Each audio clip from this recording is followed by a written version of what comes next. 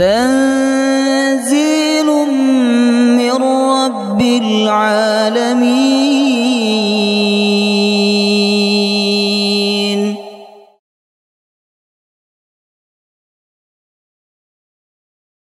يا أيها الذين آمنوا إذا قيل لكم تفسحوا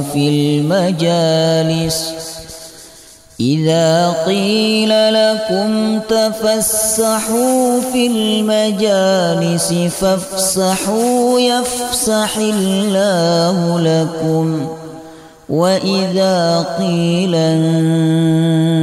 انشزوا فانشزوا يرفع الله الذين آمنوا منكم والذين أوتوا العلم درجات والله بما تعملون خبير.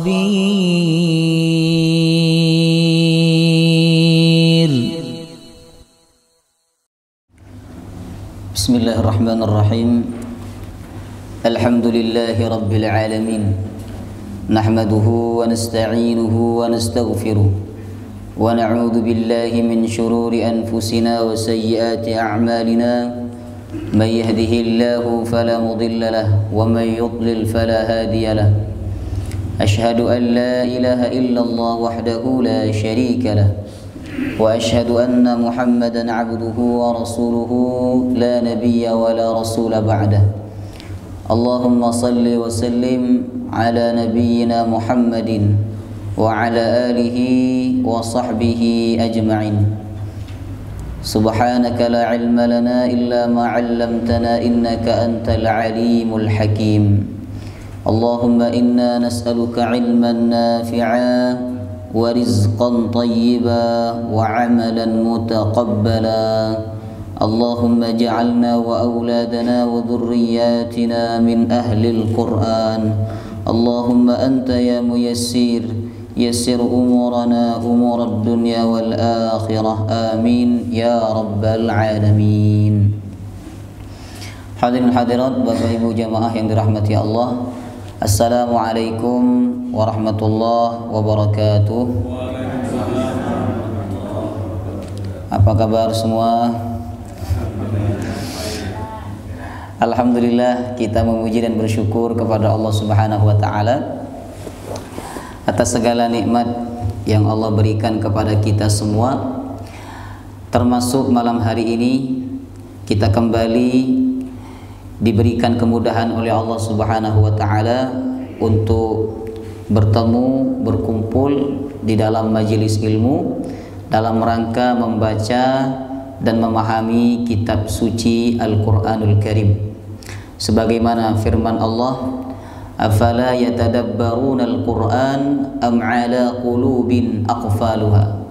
Apakah mereka tidak mentadabburi Al-Qur'an, ataukah mereka telah terkunci hatinya sehingga mereka enggan untuk memahami kitab suci Al-Qur'anul Karim. Bapak Ibu, kewajiban kita kepada Al-Qur'an tidak hanya membaca Al-Qur'an. Sebagian orang menganggap bahwa bila dia membaca Al-Qur'an, dia telah mengamalkan Al-Qur'an dan telah melaksanakan kewajibannya. Padahal kewajiban kita sebagai umat Islam kepada Al-Qur'an tidak hanya membaca, ada juga kewajiban menghafal, terutama surah yang wajib kita baca di dalam sholat. Kemudian ada kewajiban untuk memahami, ada kewajiban untuk mengajarkan, dan ada kewajiban untuk mengamalkan isi kandungan Al-Qur'anul Karim. Maka malam hari ini kita datang untuk memenuhi kewajiban kita terhadap Al-Qur'an, yaitu memahami kitab suci Al-Qur'anul Karim.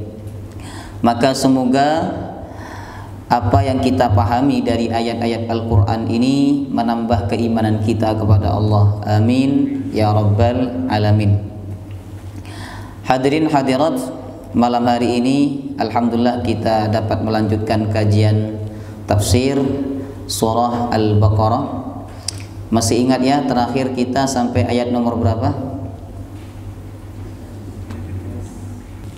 Coba ibu-ibu terakhir kita belajarnya sampai ayat nomor berapa? Pokoknya 100 Ustaz. Ujungnya berapa? Baik. Memang ingatan manusia itu pendek. Ya, makanya dalam Quran ada beberapa tema yang diulang-ulang oleh Allah Subhanahu wa taala. Kisah Nabi Musa ini diulang-ulang dalam Quran. Ya, hari kiamat diulang-ulang, ya. Tentang sholat diulang-ulang. Karena memang salah satu sebabnya adalah ingatan manusia itu pendek. Padahal kita ini liburnya berapa bulan sih? 2 bulan kan? Ini ditanya mana yang terakhir sudah lupa. Apalagi isinya ini Pak. Terakhir kita sampai ayat 115 ya. 115. Sekarang kita masuk 116. A'udzu billahi minasy syaithanir rajim. Wa qalu ittakhadallahu waladan subhanahu. Bila ngaji tidak boleh berhenti di walada lalu selesai. Tidak boleh begini. Wa qalu ittakhadallahu walada. Shadaqallahul azim. Tidak boleh, karena ini maknanya belum selesai ya. Wa qalu ittakhadallahu waladan subhanahu bal lahu ma fis samawati wal ard kullun lahu qanitun. Badi'us samawati wal ard wa idza qada amran fa innama yaqulu lahu kun fayakun. Wa qalu, dan mereka berkata, ittakhadallah, Allah telah mengambil, walada, anak. Maksudnya Allah punya anak. Itu ucapan mereka. Subhanah, maha suci Allah dari apa yang mereka ucapkan. Ballahu ma fis samawati wal ard. Milik Allah apa yang ada di langit dan yang ada di bumi. Kullun, semuanya yang ada di langit dan di bumi, lahu qanitun, tunduk kepada Allah Subhanahu wa taala. Badi'us samawati wal ard, pencipta langit dan bumi. Wa idza qada amran, apabila dia berkehendak untuk memutuskan suatu perkara, fa innama, maka cukup, yaqulu lahu, dia berkata kepada perkara itu, kun, jadilah, fayakun, maka terjadi. Baik. Hadirin jamaah rahimakumullah, ayat 116 ini masih berbicara tentang ahlul kitab, sekaligus juga bicara tentang orang musyrik Mekah ya. Allah berfirman, wa qalu, dan mereka berkata. Yang dimaksud mereka dalam ayat ini merujuk kepada 3 kelompok. Yang pertama kelompok Yahudi, yang kedua kelompok Nasrani, kelompok yang ketiga musyrik Mekah, orang musyrik Mekah, orang kafir Mekah ya. Apa yang dikatakan oleh 3 kelompok ini?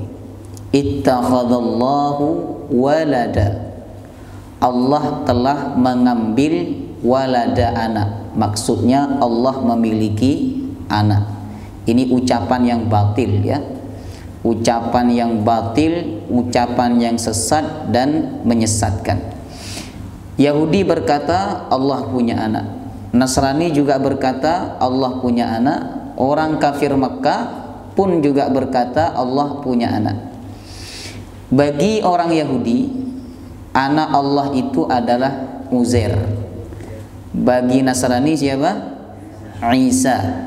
Sedangkan bagi musyrik Mekah, anak Allah atau anak Tuhan itu adalah malaikat dan juga mereka mengatakan anak perempuan juga anak Tuhan. Oke. Bagi Yahudi dan Nasrani, yang dimaksud anak Allah adalah Uzair, sedangkan Nasrani Isa, ya. Ini sebagaimana firman Allah dalam surah At-Taubah ayat 30. Allah berfirman, wa qalatil yahudu, Yahudi berkata, Uzairun ibnullah, Uzair itu anaknya Allah. Uzair ini siapa? Ada yang mengatakan Uzair ini nabi, ada yang mengatakan Uzair bukan nabi, tapi orang yang memiliki kemampuan luar biasa sehingga dinisbatkan sebagai anak Tuhan oleh orang Yahudi. Tapi pendapat yang masyhur Bapak Ibu, kata Imam Ibnu Katsir, bahwa Uzair ini salah satu nabi yang diutus oleh Allah kepada Bani Israel. Jadi Bani Israel itu dimuliakan oleh Allah dengan banyaknya nabi diutus kepada mereka, ya. Nabi yang pertama meninggal, maka langsung diutus nabi yang kedua untuk menggantikan posisinya, memimpin Bani Israel. Jadi dari masa ke masa Bani Israel itu selalu dipimpin oleh nabi dan rasul sampai terakhir Nabi Isa alaihissalam, ya. Nabi Uzair ini kenapa bisa dikatakan anak Tuhan oleh Yahudi, ya? Pertama, karena Uzair hafal Taurat secara sempurna, tidak lupa sedikit pun, ya. Jadi kalau dia mengajarkan Taurat kepada Bani Israel, ya, beliau ini tidak pegang kitab, ya, tidak pegang kitab, ya, tidak melihat kitab. Nah, kalau saya kan masih lihat nih. Kalau Uzair tidak lihat, ya, langsung di dalam kepala, bukan di luar, ya. Orang kalau sangat hafal katanya di luar kepala, itu tidak hafal kalau di luar kepala, ya. Baik. Jadi Uzair, Nabi Uzair ini sangat hafal secara sempurna Taurat, tidak lupa sedikit pun. Ya, ini kelebihan yang pertama. Kemudian yang kedua, Uzair pernah diwafatkan oleh Allah selama 100 tahun, kemudian dihidupkan kembali. Ini kisah ada di surah Al-Baqarah 259. Ya, bisa dicek nanti oleh Bapak Ibu, ya. Dicek enggak nanti ini? Meragukan, Pak. Ya. Apalagi bapak-bapak ini. Kalau ibu-ibu masih mending. Ditanya sama ibu-ibu, ayat berapa Ustaz tadi Ustaz? 259. Tapi kalau bapak-bapak ini pendengar yang budiman, ya. Nah, dalam ayat itu Allah Subhanahu wa taala menyebutkan kisah, ya, manusia yang diwafatkan oleh Allah selama 100 tahun kemudian dihidupkan kembali. Dan mayoritas ahli tafsir mengatakan bahwa yang dimaksud adalah Nabi Uzair, ya. Ini dua kemampuan dan kelebihan Nabi Uzair, sehingga bagi Bani Israel, khususnya Yahudi saat itu, mereka berkata Uzair ini bukan hanya seorang nabi. Kalau hanya seorang nabi tidak punya kemampuan yang sehebat ini, kata mereka. Maka mereka pun menyandarkan Uzair itu sebagai anak Tuhan, anak Allah SWT, sebagaimana firman Allah, wa qalatil yahudu Uzairun ibnullah, Yahudi berkata Uzair anaknya Allah. Sedangkan Nasrani beda lagi ceritanya. Nasrani tidak mengklaim Uzair anak Allah, tapi Nasrani mengklaim anak Allah bagi mereka adalah Al-Masih. Siapa Al-Masih? Nabi Isa. Allah berfirman, wa qalatin nasara, dan Nasrani berkata Al-Masih, Al-Masih ibnullah, anaknya Allah. Al-Masih ini julukan Nabi Isa, ya. Kenapa Nabi Isa itu dijuluki Al-Masih? Julukannya sama dengan Dajjal.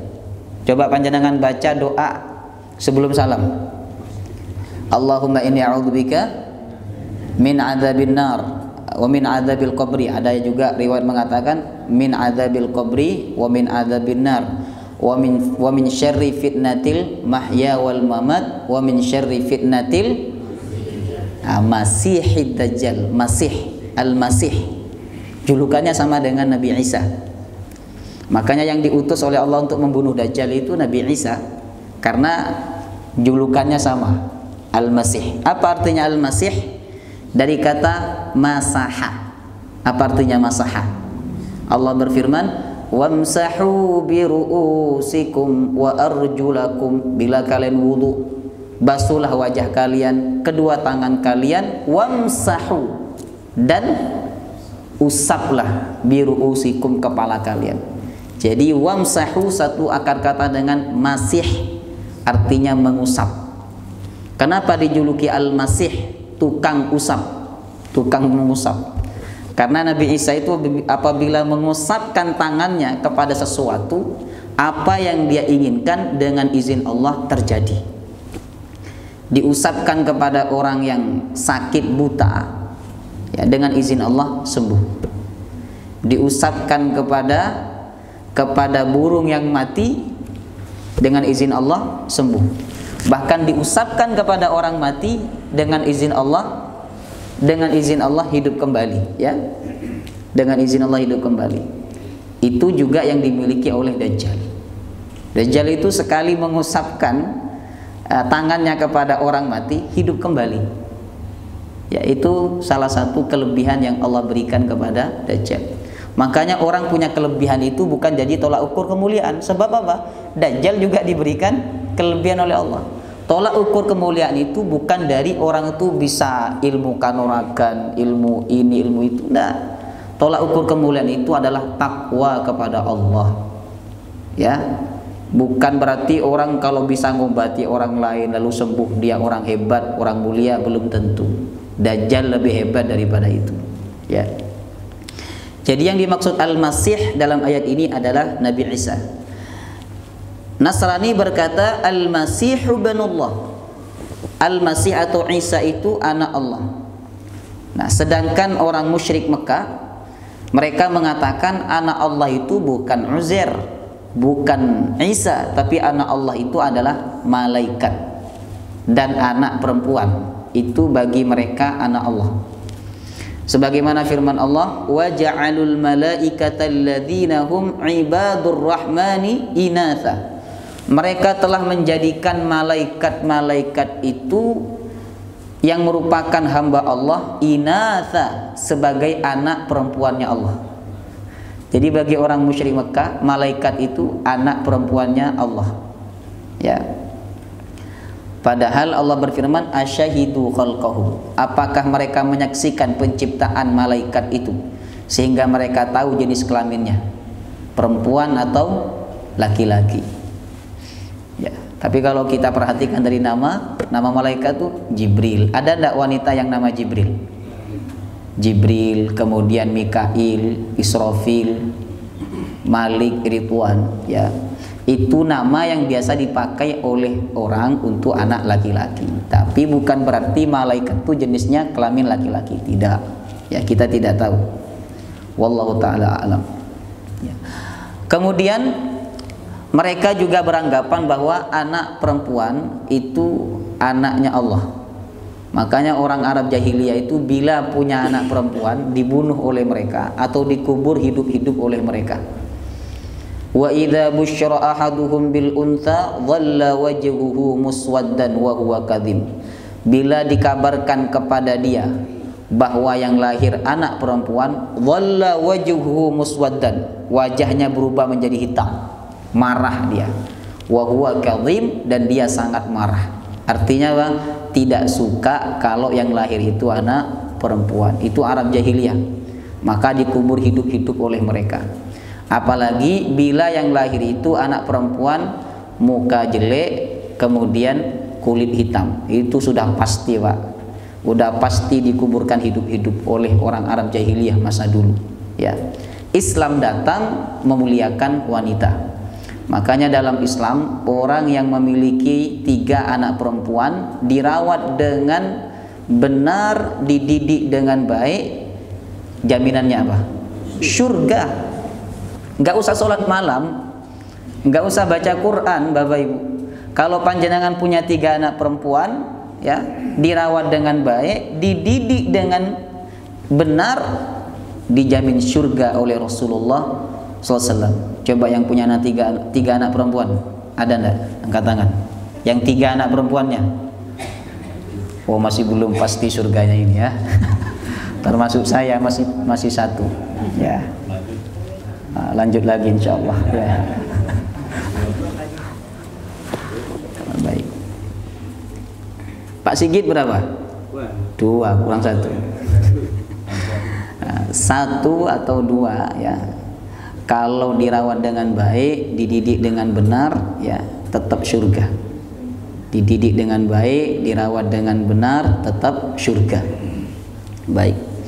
Jadi bagi orang musyrik Mekah, anak Allah itu adalah anak perempuan yang dilahirkan oleh istri mereka, atau malaikat mereka menjadikan sebagai anak perempuannya Allah. Orang yang berkata Allah itu punya anak dalam Quran surah Maryam ayat 88 sampai 92, perkataan itu membuat langit hampir-hampir pecah, kemudian bumi hampir-hampir gempa Bapak Ibu, kemudian gunung hampir-hampir meledak.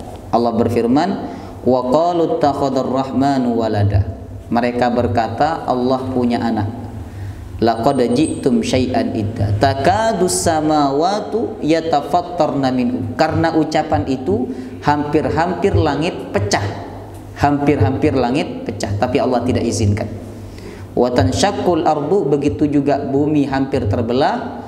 Wa takhirul jibalu hadda, dan gunung-gunung hampir meledak hancur berantakan. Ya, saking jeleknya ucapan itu sampai-sampai membuat langit hampir pecah. Ya, maka ucapan yang paling jelek adalah, yang paling batil, yang paling menyesatkan, ucapan mengatakan Allah itu punya anak. Tapi meskipun ada orang atau ada kelompok berkata Allah itu punya anak, Allah tetap memberikan rezeki kepada mereka. Ini sabarnya Allah. Maka dalam hadis dikatakan, dalam hadis Al-Bukhari, tidak ada yang sabarnya melebihi Allah. Ya, tidak ada yang sabarnya melebihi Allah. Kata Nabi, laisa ahadun asbara ala adza sami'ahu minallah. Tidak ada seorang pun yang lebih sabar ketika mendengar cacian, ketika mendengarkan kalimat jelek minallah dibandingkan Allah. Innahum la yad'una lahu waladan. Sesungguhnya ada sekelompok manusia yang mendakwah, yang berkata bahwa Allah itu punya anak, tapi Allah la yu'afihim, tetap memberikan keselamatan kepada mereka, wa yarzuquhum, dan tetap memberikan rezeki kepada mereka. Ini harus kita contoh. Kalau ada orang berkata-kata jelek kepada kita, ya kita harus balas dengan kebaikan. Ya, tetap balas dengan kalimat yang baik. Kalau kita bisa menolong, tolonglah dia. Jangan sampai kita tidak mau menolong orang karena dia pernah berbuat jelek kepada panjenengan. Ya, padahal orang itu butuh pertolongan panjenengan. Ini tidak dibenarkan oleh Al-Quran. Sahabat Abu Bakar As-Siddiq pernah ditegur oleh Allah. Beliau itu pernah bersumpah untuk tidak lagi menolong Mistah bin Utsatsah. Mistah ini anak dari bibitnya Abu Bakar. Dia lahir dalam keadaan yatim. Mistah ini laki-laki ya, bukan perempuan. Jangan bayangkan laki-laki perempuan. Mistah walaupun namanya ada tak marbutah. Ya. Nah, saat itu Mistah juga percaya isu bahwa Aisyah telah melakukan perbuatan zina. Kan ada itu dalam surah An-Nur kan? Ya. Aisyah telah melakukan perbuatan zina dengan Ibnu Mu'attal. Nah, berita ini tidak hanya diyakini atau dipercayai oleh orang kafir Bapak Ibu, tapi ternyata ada sekelompok orang Islam yang percaya. Di antaranya adalah Mistah bin Utsatsah. Tapi setelah turun ayat Al-Quran membela Aisyah dan mensucikan Aisyah, kemudian Abu Bakar As-Siddiq ingat apa yang dilakukan oleh Mistah. Ya, Mistah telah terlibat terhadap berita hoax, ya, rumor yang disebarkan oleh orang munafik. Maka saat itu Abu Bakar berjanji tidak lagi akan membantu kehidupan Mistah. Ketika Abu Bakar berjanji demikian, Allah turunkan ayat Al-Quran.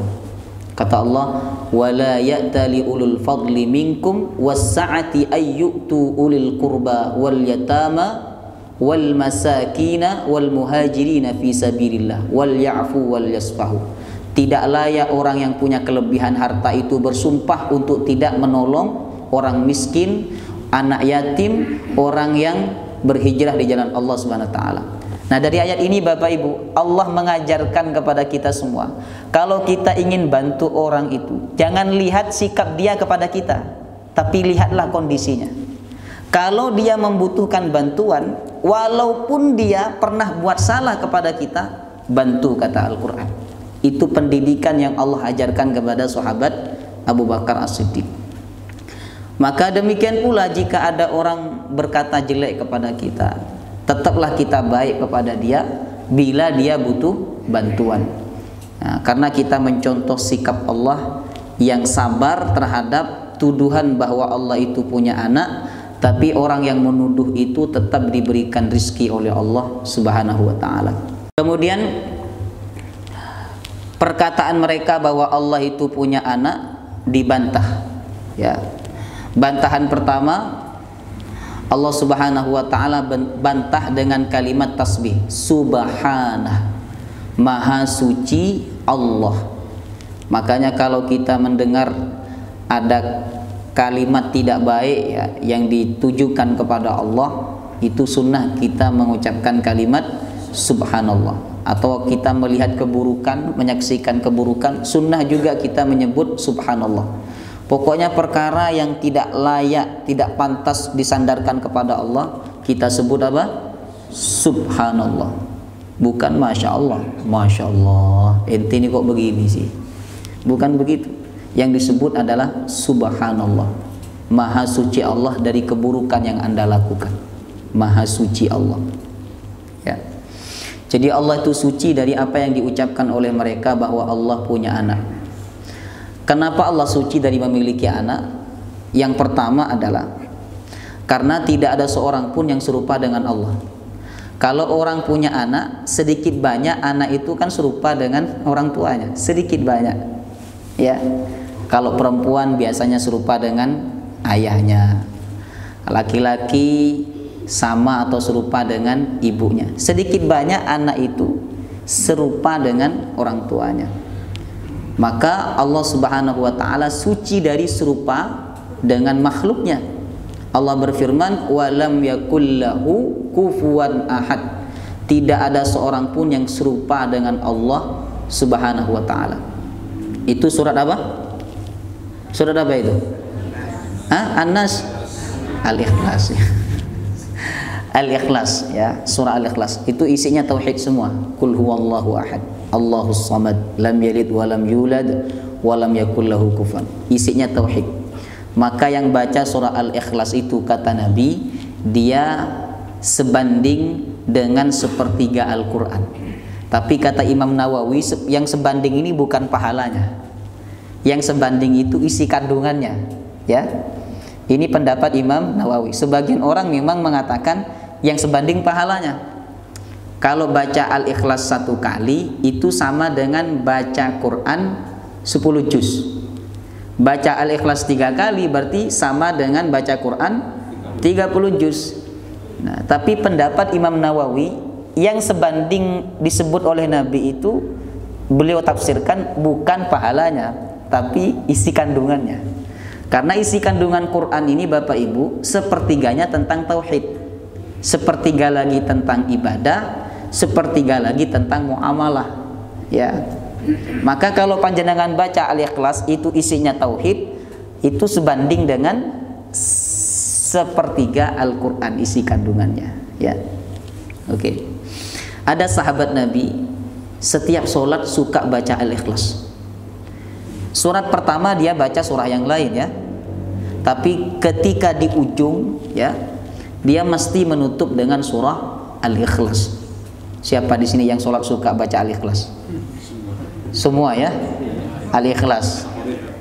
Maghrib Al-Ikhlas. Kemudian ba'da maghrib Al-Ikhlas, ba'da maghrib. Isya Al-Ikhlas. Ba'da Isya Al-Ikhlas, ya. Tapi memang ini ada tuntunannya Bapak Ibu. Cuman mungkin beda alasannya, ya.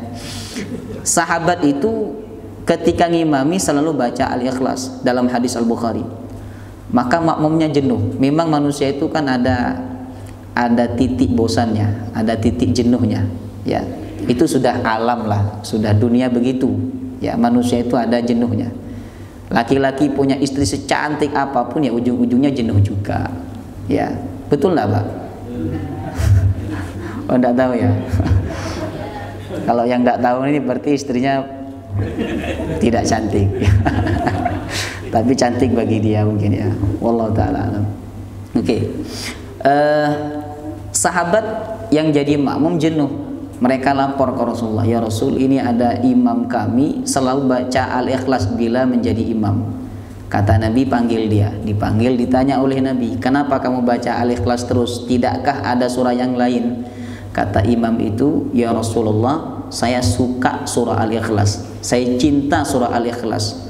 Kata Nabi, cintamu kepada surah Al-Ikhlas membuat Allah cinta kepada kamu.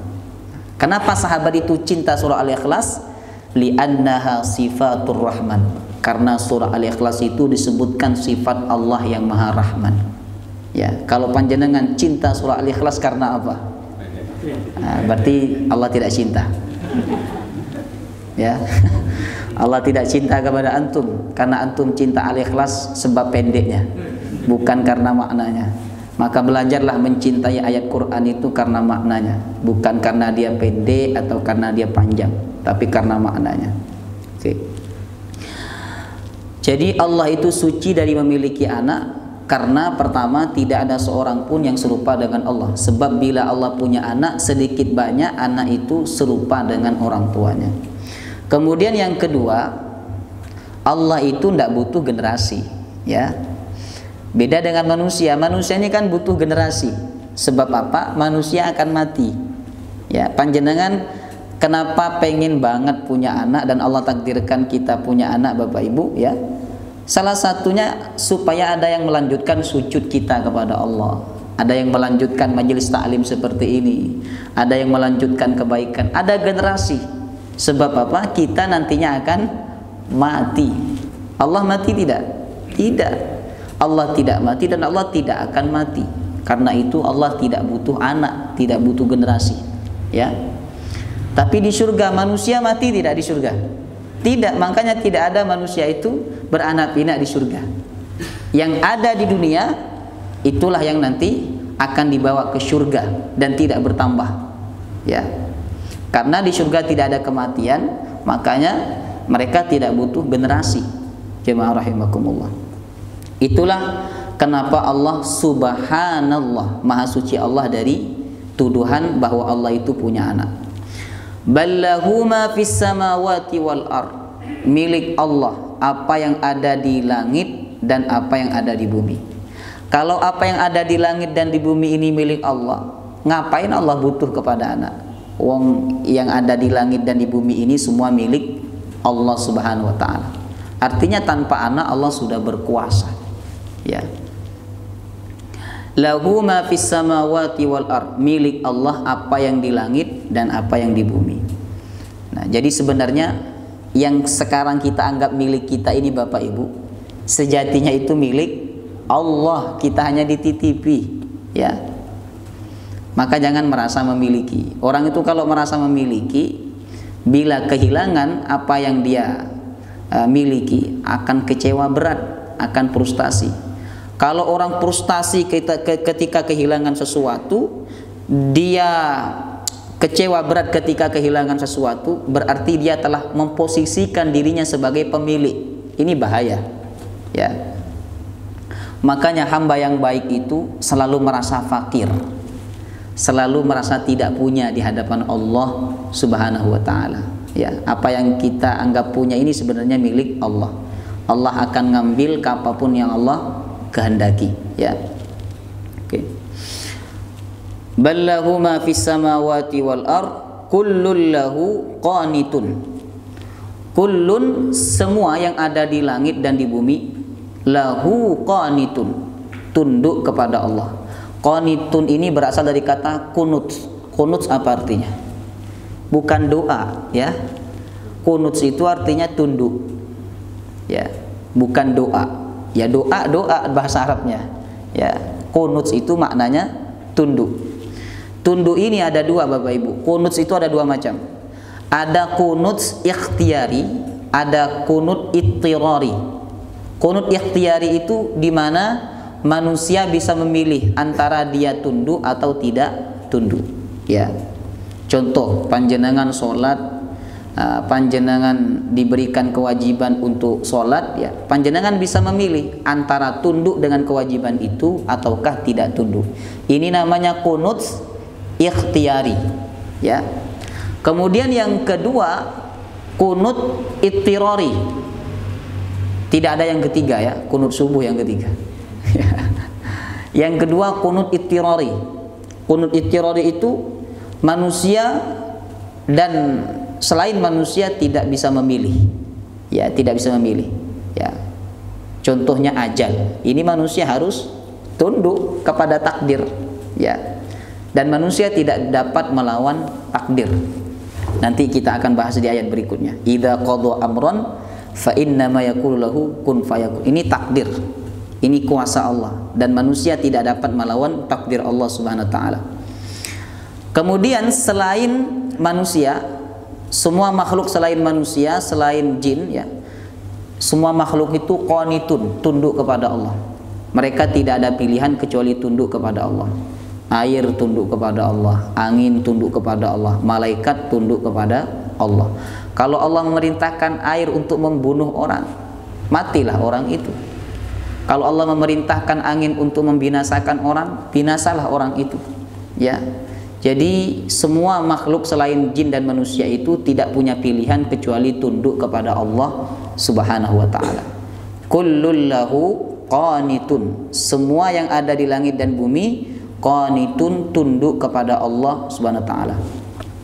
Kemudian Allah berfirman, kalau semua yang ada di langit dan bumi itu tunduk kepada Allah, Allah butuh anak tidak? Tidak butuh. Orang itu kan butuh kepada anak. Salah satu tujuannya adalah supaya kalau diperintah ada yang manut, ada yang tunduk, ya. Nah, sedangkan bagi Allah semua yang ada di langit dan bumi ini kan semuanya tunduk kepada Allah. Maka Allah tidak butuh kepada anak. Badi'us samawati wal ard. Kemudian bantahan yang ketiga, badi'us samawati wal ard. Allah pencipta langit dan bumi.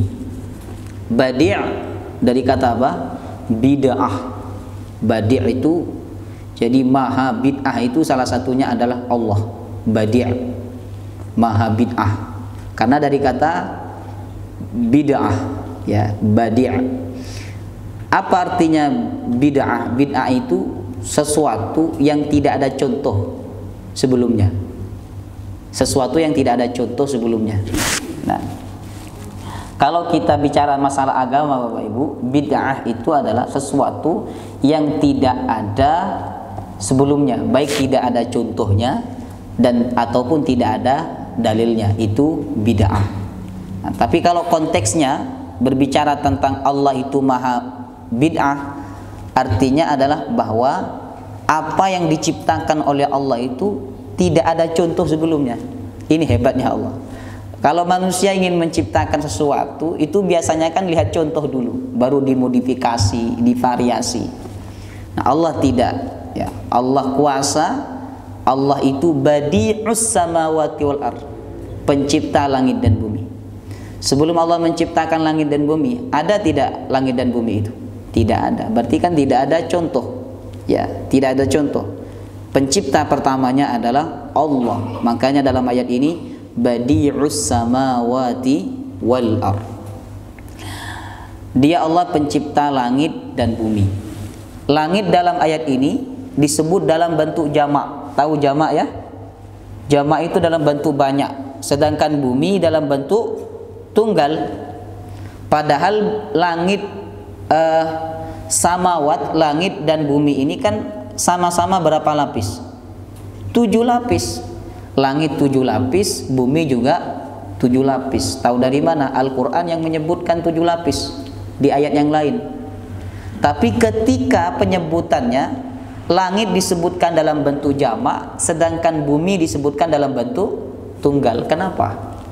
Ya, kata sebagian ahli tafsir, karena langit itu setiap antar satu lapis dengan lapis yang lain ini ada ruang kosong. Ya, misalnya lapis pertama, lapis kedua, ini di antara lapis pertama dan kedua itu ada ruang kosong. Ya, ada ruang kosong. Ini sebagaimana hadis ketika Nabi Mi'raj, ya, setiap Nabi naik ke satu langit, Bapak Ibu, Nabi bertemu dengan para malaikat. Nanti naik lagi ke lapisan berikutnya, bertemu dengan para nabi, bertemu dengan para nabi dan seterusnya. Jadi antar satu lapis dengan lapis yang lain itu ada ruang kosong. Sedangkan bumi walaupun 7 lapis tapi tidak ada ruang kosongnya. Jadi langsung bertemu antara lapis pertama dengan lapis kedua itu langsung seperti kue lapis itu ya.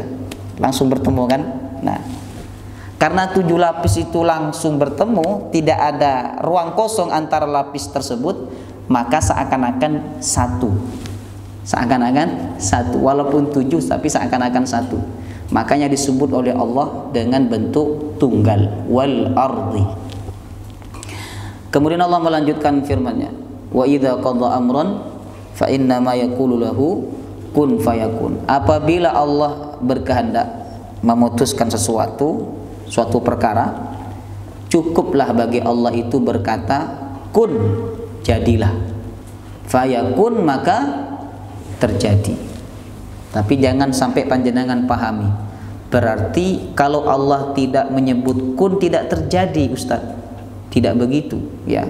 Tanpa kalimat kun pun akan terjadi. Ini hanya untuk menggambarkan betapa mudahnya Allah untuk menciptakan sesuatu atau berbuat sesuatu.